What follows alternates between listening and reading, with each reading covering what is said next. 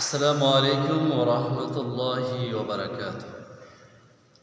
আজকে আপনাদের সম্মুখে একটি হাদিস শরীফ উল্লেখ করব। হাদিস শরীফটা হচ্ছে তাকবীরে উলার সাথে নামাজ আদায় করলে তার ফজিলত কি সেই বিষয়ে।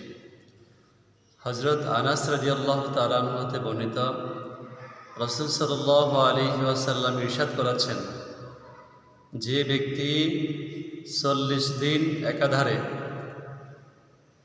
জামাতের সহিত নামাজ আদায় করবে তাকবীর উলার সাথে, অর্থাৎ কোনো তাকবীর ছুটে না যায় এমনভাবে যে ৪০ দিন সে নামাজ আদায় করে, তাহলে রাসূল সাল্লাল্লাহু আলাইহি ওয়াসাল্লাম বলেছেন তার জন্য দুইটি অব্যাহতি রয়েছে।